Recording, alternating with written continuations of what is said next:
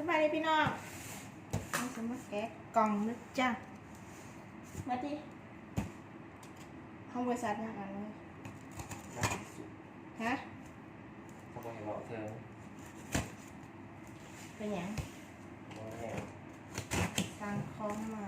โอ้ไม่มีสายเองกันนะ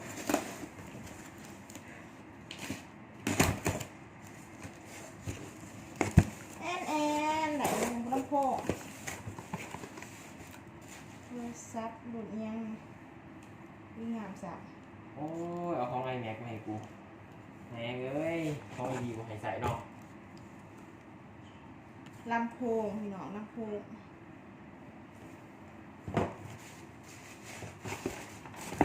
โอ้ขนาดองค์อยู่รอบนี้วะนี่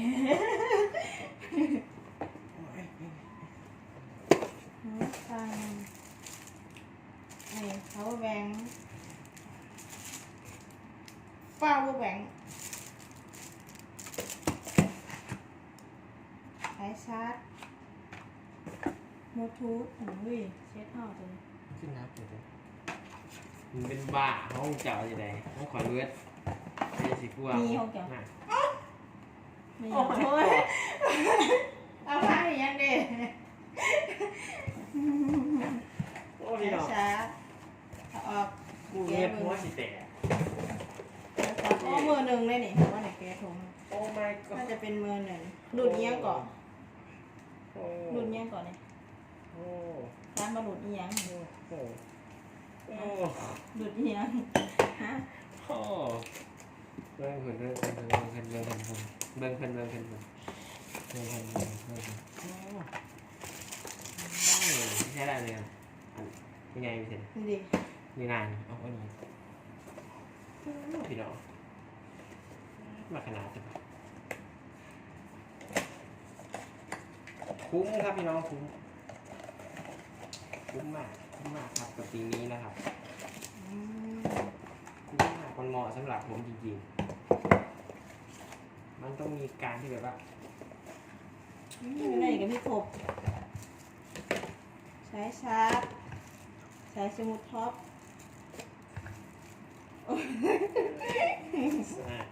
เอ้าก่อนแวดเอ้า เป็นบลูทูธหรือเปล่า ดุนแก้ก่อนแวด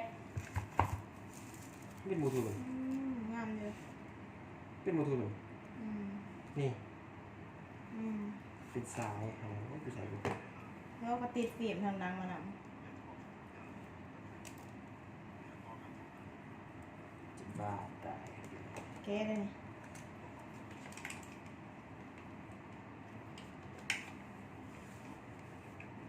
แกเอาไปยังไง เอ้าก็หนีออกหรอหนาวมันถูกออกมาหนักเลย ใช่ฟิล์มมันใช่มีฟิล์มมากูได้เลยสิปีสองกู ใจหานเขาติดไหนอยู่ได้อะเขาติดแล้วเนี่ย ใช่ป่ะก็ติดแล้วไม่ใช่มันติดที่พี่แกมันติดยังไงอ้าว จะบ่เอาออกสมเนี่ย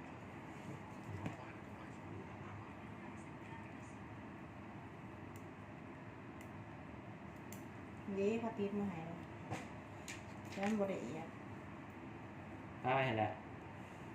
กันเวทวันใส่แก้ทั้งได้ระบาดนี่ แกอีกยังไง ใส่แก้ใส่ก่อนแวดเล่นบอลนี่ก่อนแวด บ้าสิ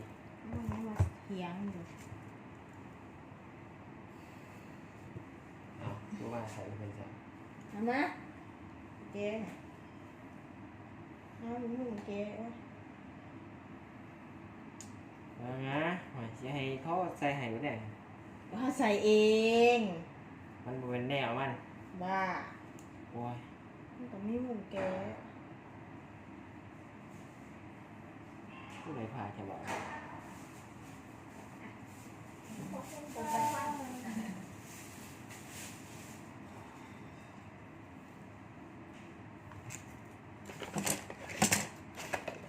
ลองดูกูจริงๆเหมาะสำหรับการเลี้ยง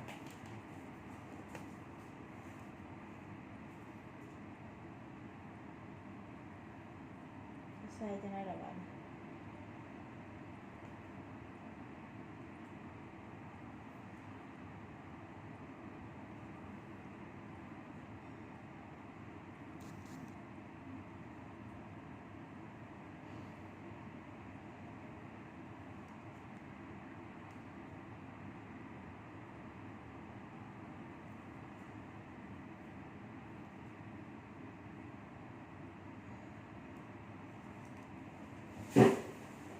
แก้เบิ้งเบิ้งหนึ่ง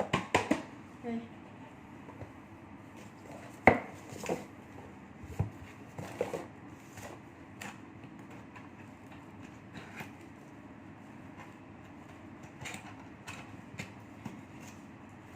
ที่ใส่จะไหนคนเดินเนี่ยโอ้ดีอุ้ย โอ้ยถิ่นแล้วเนาะ ถึงแล้ว ถิ่นให้คุณเราอย่างนี้เนาะโอ้ยโอ้ยโอ้ยโอ้ยโอ้ยโอ้ยโอ้ยโอ้ยใช่คอนแบนค่ะใกล้แล้วโอเค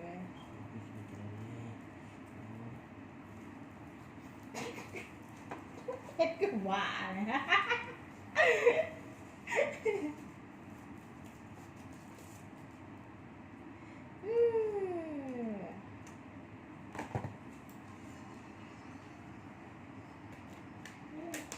ให้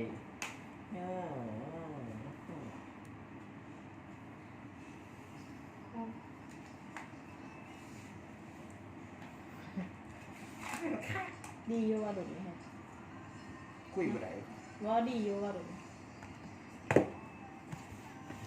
สำหรับเจน ใช่แต่เคสมันหามีเคสเยอะใช่ โอ้เสียไข่ผักด้านเขาเป็นผักเสีย เนี่ยเอาถือว่าอะไร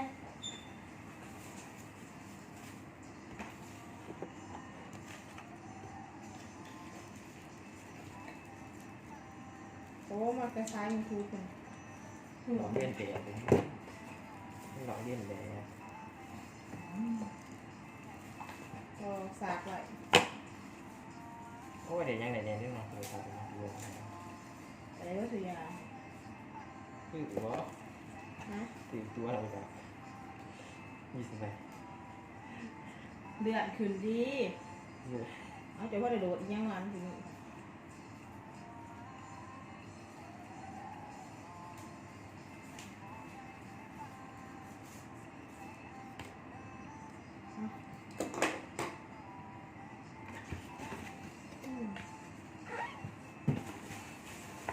ตัวนี้ก็คืออยู่ได้พี่น้องเอ้ยโอ้ยไหนเดือดบลูทูธหรอวะไม่ว่าใส่แม็กเนี่ย ใส่แว่นเนี่ย จะหักวะพี่น้อง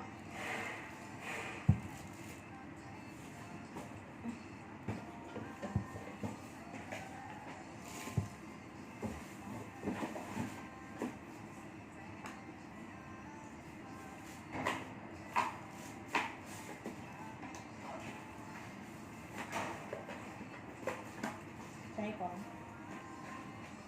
แล้วก็อีกตัวหน้าอีกสองเอาไปไหน ราคา300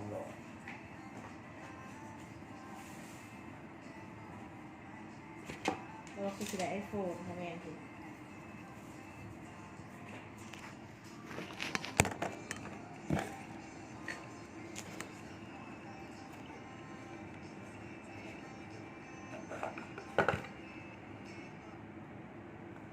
เว้ยเอ้าไม่อีหยัง นี่ ค้างเดียวไอต่อย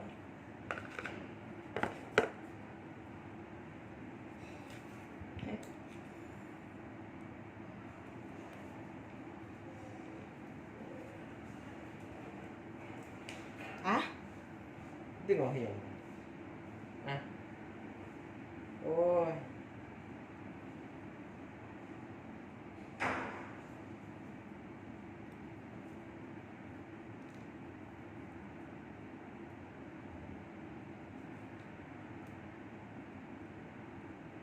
แล้วระหว่างเสียเบิ้งอยู่แล้ว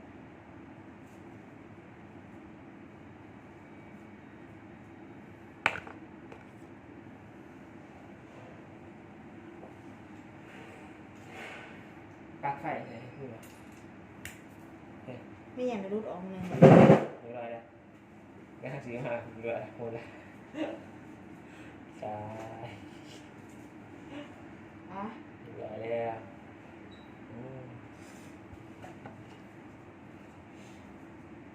เป็นไงบ่ถึงกล่องไม่ได้จนหาจนเตะ โดยโชว์จริง นี่ปุ่มมันอยู่ที่ไหนนะ ๆ มันดูดออกหนึ่งก็เลยย้ำผมไม่ใส่ฮะก่อนเงินก็ได้มาเลยเห็นบ่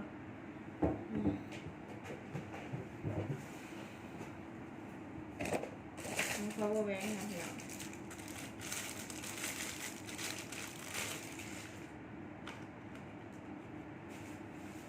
เอามาจะใช้กับโคชิโปเลย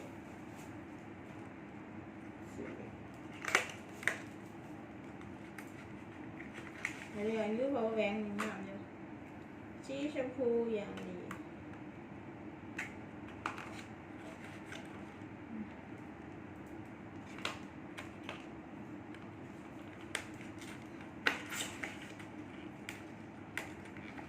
มุนละหันเอาเก่าหันให้ว่าตีค่ะ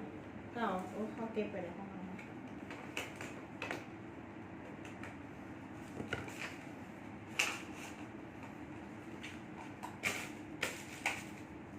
ภาษาไหวไหมเนี่ยโทรศัพท์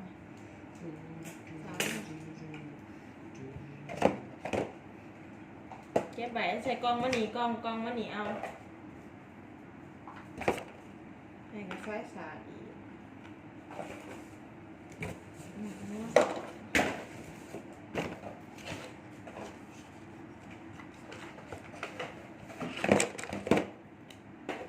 ที่แล้วมาให้ดูให้ร้าน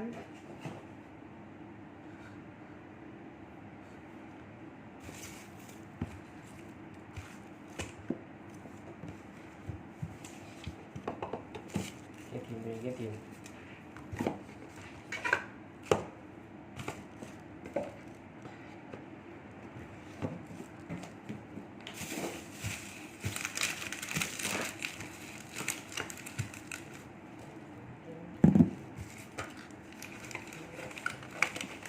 ใส่ใบไว้ในกล่องโอ้ยโอ้ยโอ้ยโอ้ยคือขนาดเนาะ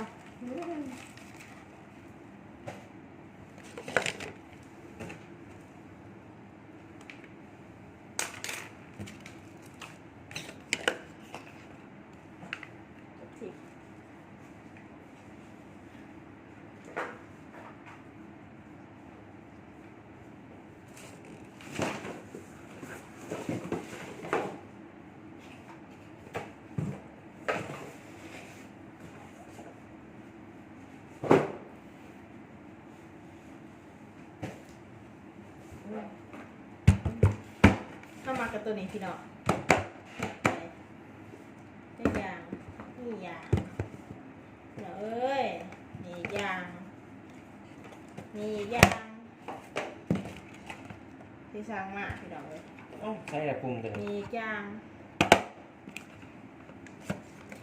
จะทีมโดน พุ่มอีกมันมีอะไรแก้วมามีแล้วเท่าไหร่อันนี้ยางพี่น้อง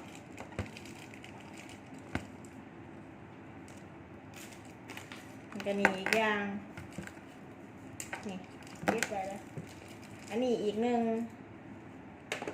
นี่คือกล่องมันนั่นดิโอ้ยยังมาทานไปอยู่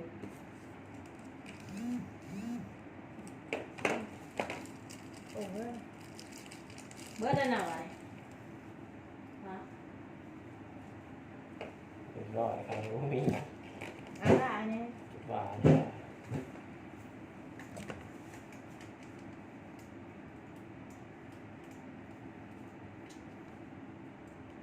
ปีได้ปะโทรศัพท์ฮะ